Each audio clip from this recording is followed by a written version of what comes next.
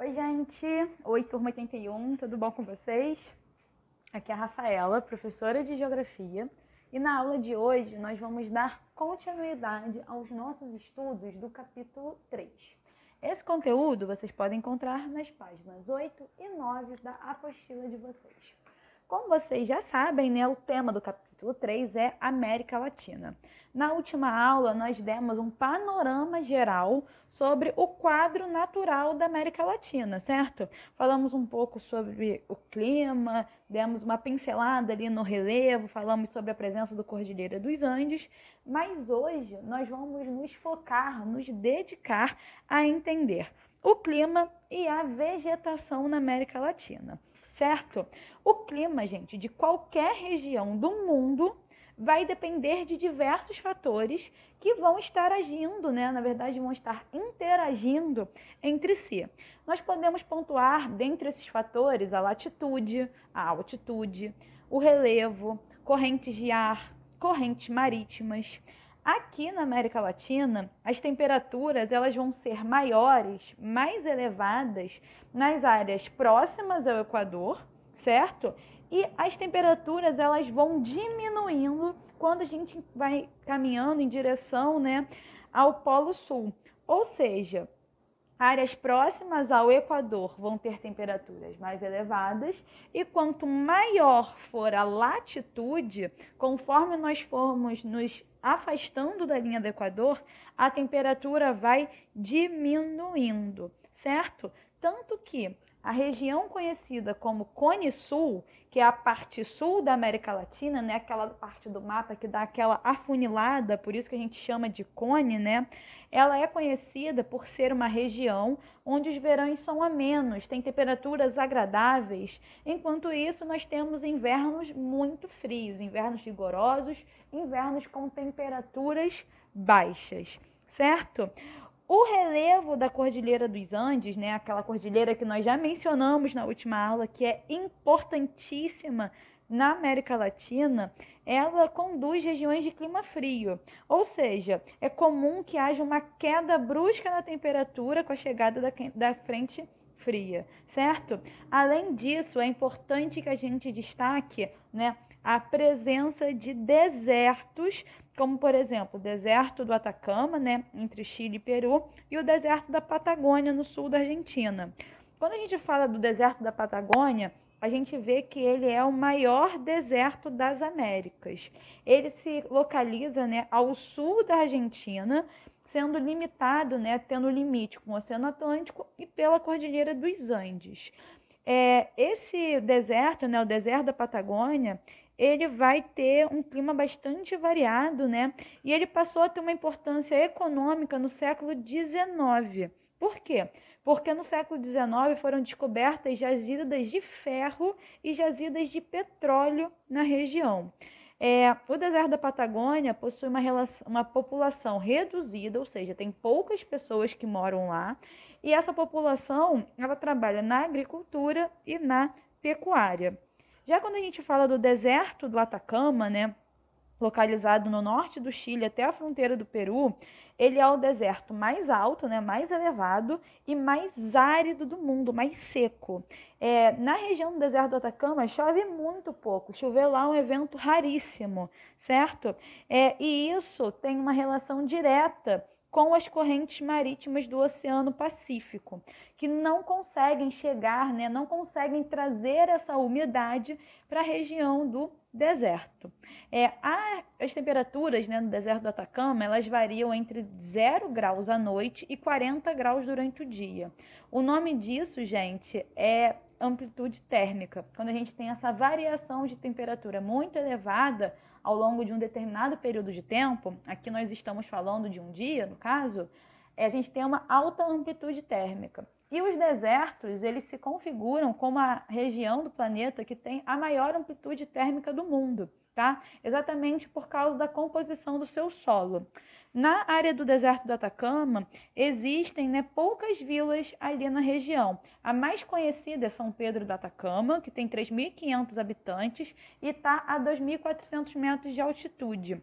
Ela é bem isolada e ela é considerada um oásis no meio do deserto. E também funciona, né, como um ponto de encontro, como uma porta para as pessoas, né, para os turistas que vão conhecer o deserto do Atacama. Como eu falei, galera, a influência das correntes marítimas aqui para a formação do deserto do Atacama é fundamental. As correntes marítimas, elas são fluxos de água que têm, né, a mesma temperatura. Elas têm características em comum e que vão se deslocando ao longo dos oceanos. As correntes marítimas, elas estão diretamente relacionadas com o clima do planeta, né? Elas influenciam de maneira direta. Além disso, é importante também, galera, que a gente destaque o papel da continentalidade, certo? Basicamente, a continentalidade, ela influencia, né, com variações climáticas em regiões distantes de grandes corpos hídricos, de grandes porções de água, como, por exemplo, mares e oceanos. Ou seja, quanto mais para o interior do continente, né, quanto mais interiorizada for uma área, maior tende a ser o efeito da continentalidade.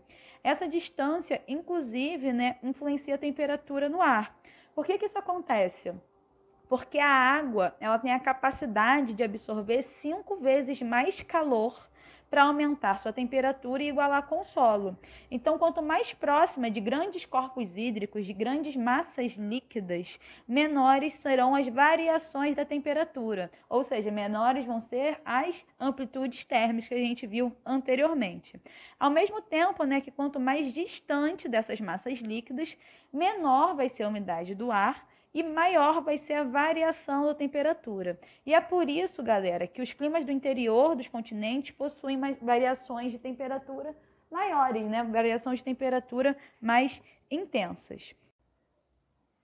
Então, gente, quando a gente fala da vegetação de uma maneira geral, lembrem-se sempre dessa frase que eu repito toda vez que a gente fala de vegetação. A vegetação é principalmente um reflexo do clima. Então, o que a gente vai ver? Que nós temos alguns tipos de vegetação identificados, né, aqui na América Latina. O primeiro é uma vegetação de clima equatorial. Por exemplo, florestas da Amazônia, né, uma vegetação encontrada em parte da América Central.